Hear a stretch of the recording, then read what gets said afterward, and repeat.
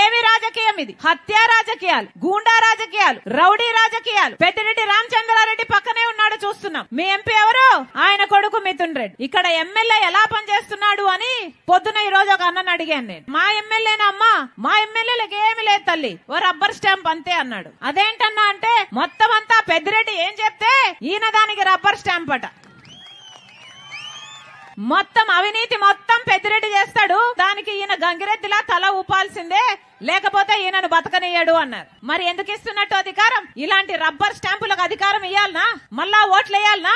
మళ్ళా గెలిపించాలనా? ఆలోచన చేయండి. ఎందుకు ఇస్తున్నట్టు అధికారం? వీళ్ళకి అధికారం ఇస్తే ఏం చేశారు? 5 సంవత్సరాలు అధికారంలో ఉన్నారు. ఒక్క రకంగానైనా బాగుపడిందా మన రాష్ట్రం?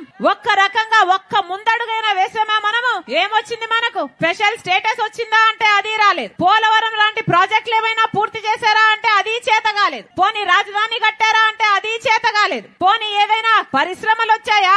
ఏవైనా జరిగిందా అంటే ఒక్కటి రాలేదు. ఇదే పిలేరు లో టమాటో ఎక్కువ పండుతుంది. ఏం చెప్పారు? ప్రాసెసింగ్ యూనిట్లు పెడతామని చెప్పలేదా? కోల్డ్ స్టోరేజ్లు పెడతామని చెప్పలేదా? ఒక్కటైనా పెట్టి ఏడ్చారా? మరి ఎందుకు వేయాలా వీళ్ళకు ఓట్లు? ఒక పక్క చంద్రబాబు గారు, ఇంకో పక్క జగన్మోహన్ రెడ్డి గారు. ప్రజల గురించి ఆలోచన ఎవరూ చేయటం లేదు.